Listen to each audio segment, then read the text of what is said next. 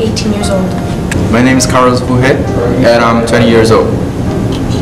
My name is Chantel Apadaya, and I'm 33 years old. Hi, my name is Keenan Alexander Irvin, and I'm 19 years old. Hi, my name is Dina, and I'm 20 years old. So, my name is Francis Cabrera, and I'm 19 years old. My name's Tim Rahalik, I'm 28 years old. My name is Bona-Luwi and I am 19 years old. I have lost someone. I met this guy on Instagram. The person that I lost was my uncle, and I think it was like 3 years ago. Okay, so the person, or I guess people that I've had in my life that I've lost were my grandparents. Technically, I've lost 3 people in a different way. So the person that I lost in my life was my friend. So, the person I've lost was my aunt. So the first person I really lost was my grandpa. Instagram. We talked a lot, like every single day. Things were good till like 4 months in, 3 months, I don't know. And he was always looking for attention somehow. I knew he self-harmed a lot, and I was there to support and help him, but sometimes can't really help people who don't want to be helped. And when the time I started talking to him, I was also becoming really depressed. So 2 depressed people don't really mash well together. So whenever I started to self-harm and cut myself, he would tell me that they were not good enough and they're not deep enough. I should try harder if I'm going to do it. And so that drove me into deep, dark depression. And he would also fake his death a lot to freak me out or to see if I actually did care and loved him. So a few times he would phone me at like 3 o'clock in the morning and tell me that he is going to kill himself. And I didn't know what to do with myself because I'm 16, don't have a car, don't have a way to get to his house since he lived like a half an hour away from me. So yeah, so that night he didn't contact me for 5 days. So I thought he killed himself, and I phoned him and texted him every single day. I would go to school crying because I'd be so scared that he killed himself, and then a couple days later he texted me saying hi and that he's fine. And I don't know. So he also cheated on me like 3 times, and that wasn't really fun. So I was already in love with him, so I didn't want to, you know, like I didn't want to lose him. Years ago, I was actually like raised with him because he used to live with my parents, and then I think he got cancer, but like he wasn't. I was really near, like, how do you say that? When you're close, yeah. I was really close to him when I was younger, like 8 years old, whatever. But like then he moved to another city to, you know, raise family, whatever. And so we found out that he had cancer, and like we actually like to the hospital, whatever. But like he couldn't make it. I wasn't like I kind of felt bad, but not as much as my dad, because my dad was like really close to him. One week, or one day, I said it before, I don't remember. I had a show to play, and I just like I had a song, like a Sheeran song called "Even My Dad Does Sometimes." It wasn't like going to my set list, but after that shit happened, I was, I'm gonna put that song in it because as the last song, because it talks about cancer and all this stuff, you know. So it was pretty great. I played in a, like I made it actually. I was playing, and then I actually called everyone who was in the room to make a circle. So my grandfather passed away first. He was 77 years old. About a year and a half later than my grandmother passed away. So she was about 75 years old, 76, 75. And they played a big part of my life. They were always trying to tell me just to keep going, and, you know, not give up and get your dreams. I don't know what to say. So actually that kind of played a part in me doing photography too, because I always wanted to just keep like trying new things and things like that. So that's another reason why it kind of played into what I am today. So, and my grandfather, he would always give me like marriage advice and stuff. So that kind of always helped me to keep going, not, you know, staying positive in my relationship, being married and things like that. So one of the people that I lost in my life was one of my ex-girlfriends. I won't say her name for obvious reasons. We were together for a year and 3 months, and over the course of the time, it was mainly a healthy relationship where we were there for each other. We helped each other out. We wanted the best for each other, so we always made sure the other was healthy, they were doing well in school. Within the first couple months, there had been an incident where she had cheated on me with one of her exes, and that had affected me in just a self-love type of way. I thought that it was my fault. I thought that that everything was just because of me, that I wasn't what she had wanted, and then I made the stupid decision that, like, to get her back, I gave her a promise ring in the moment she told me. So I kind of thought that, like, oh, it's okay, we'll get through this, da, da, da. Yeah, and then a couple months ago, like, Valentine's Day passes, my birthday passes. She writes me this one letter that I still have. It's just talking about how the love that we had would be looked at as a love that people would strive forward, that our grandkids or kids would just be, oh, I want to have a love like mom and dad, or oh, grandma and grandpa are always there for each other, and that she thought that what we had just couldn't be replicated. Towards the end of the relationship, she had gone on a trip and cheated with one of the guys on that trip, and that just like really messed up my self-esteem, and even to this day I'm still a little bit affected by it. I just, sometimes you start to think that it was your fault because you weren't good enough for them, but after talking to a couple people and my friends and just going to a therapist, I just found out that it's not your fault, that some people are just absent-minded, and she had kind of warned me about that before, that she just loses connection with the world and just does whatever she feels is right, not mentally or with her heart, but just whatever her body feels is good. Hoes will be hoes.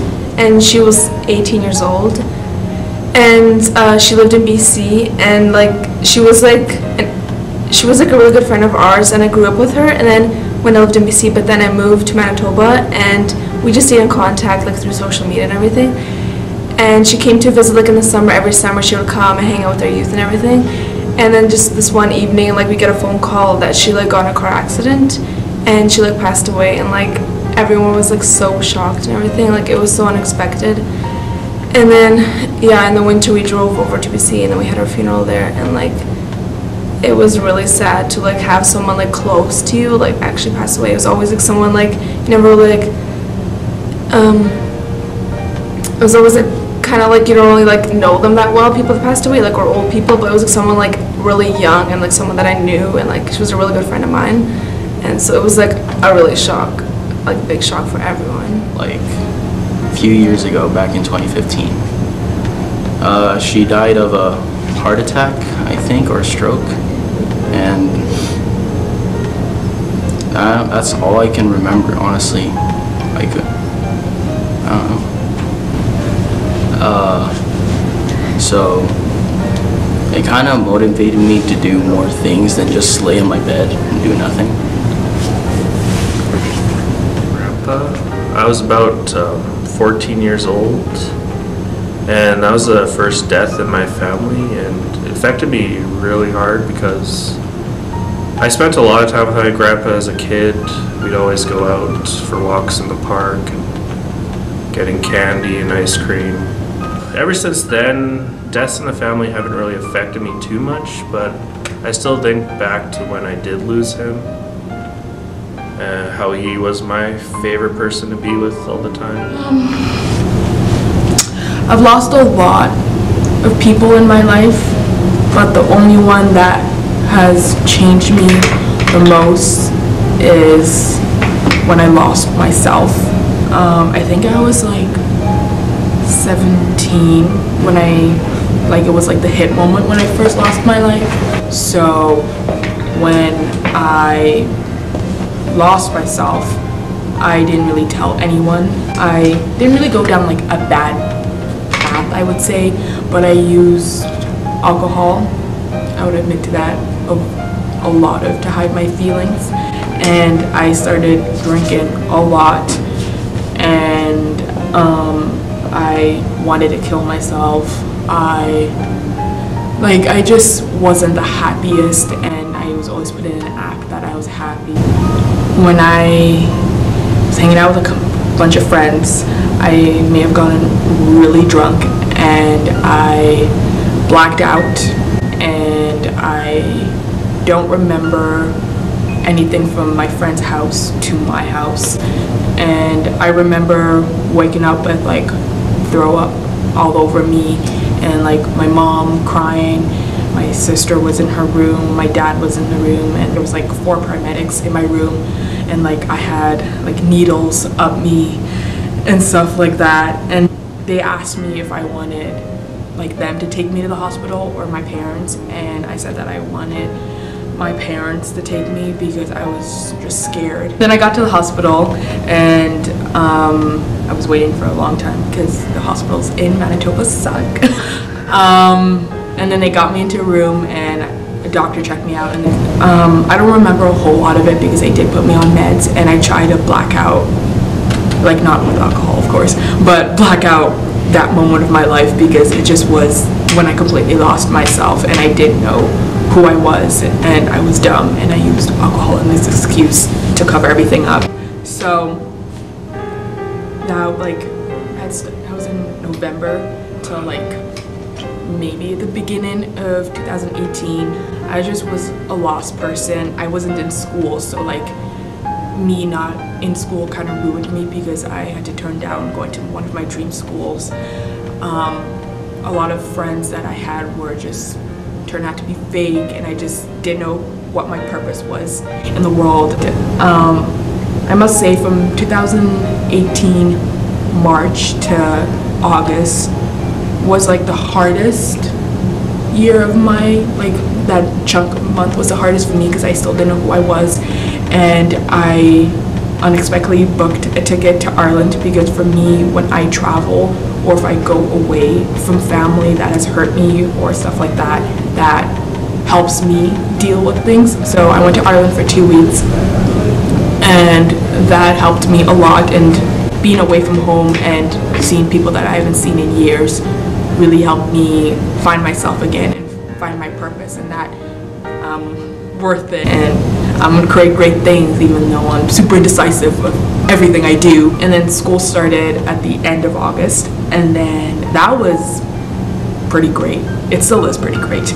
I met some of the greatest people that I can be so real with. I'm gonna cry. And there's like 2 people that I've met that that have made me live my life. They help me find the true meaning in life, and I can go to them and talk about anything. From August to, what is a month now? January? Is it January? What is a month? What is a month? What is a month? They have helped me a lot, and I am slowly finding myself again. And for mental health wise, it's so good right now. I don't cry myself to sleep anymore because I'm actually happy with my life. But there's moments that I have, but I've been surrounded by one of the 2 people in those times, and she's helped me a lot. And with the other person too, he's helped me a lot too. And I've had a lot of guy friends in my life, and they all have made an impact, but the one in particular that I'm talking about, he's made a big impact on my life, and I can just like go to him and talk and vent, even though sometimes I can feel paranoid. But Who's that? he's a great person and I love him dearly. But that's me.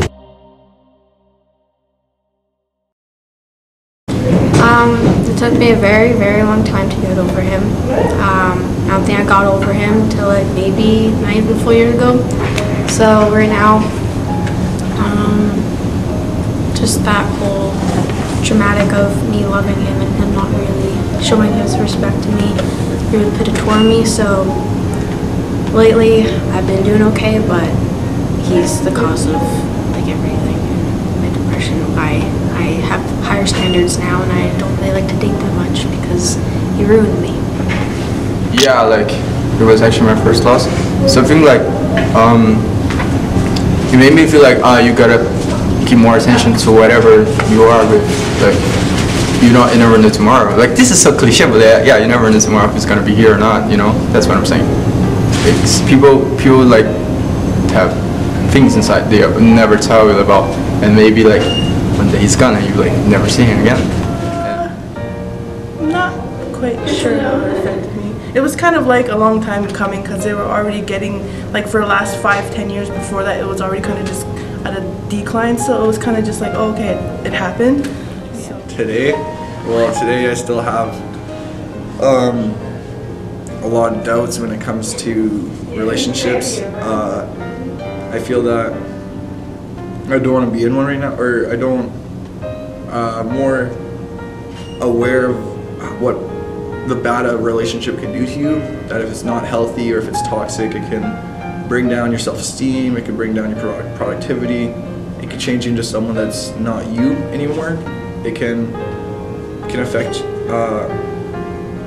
your way of thinking, the way you see yourself, the way you see relationships, where before they used to be something I wanted to have, I thought that they were all happy, that it was just good times, you were there for each other, you just always had someone to look back, like fall back on. Like you do have your friends, you do have your family, you have therapists, you have teachers, you have supporters, but at the end of the day, when you're in a relationship, you have that extra person to just fall back on that is there for you, and like there's no, when in a healthy relationship, they want the best for you. They make sure that you're doing well. So yeah, to sum it up, the way it's affecting me is just realizing that some people just aren't meant for relationships, and some people just, you basically gotta either figure out to love yourself or figure out how you are in a relationship before you get into one. And that's where a lot of young relationships in high school, or even just out of high school, where they don't work because neither one of them know exactly who they are or what they want in a relationship or out of it. Or some people want something more casual where you just see each other, and other people are a bit more needy, not needy, but more self-reliant on the other person. You gotta know to not lay your happiness in another person and be able to make yourself happy before you go into a relationship. It made me like always think like that my life is like, it can like end any time. Like we always take life for granted. Like we just like live every day as if like we're never gonna die. And like I feel like we should like think more about like when we're gonna like live our life as if it's like our last day. If that makes any sense. Well, I'm here. I'm doing what I like, so. And yeah, I still miss him, but I'm okay with it. How has that impacted me today? I kind of really, talked about that, and I appreciate my life more now. Yeah, I think that's it really. I don't know what else to say. Thank you so much for watching my video. Subscribe. If you want to see more of these types of videos when I ask people deep questions and see how they feel, like this video and subscribe. I'll see you guys on the flip side. Bye. Bye.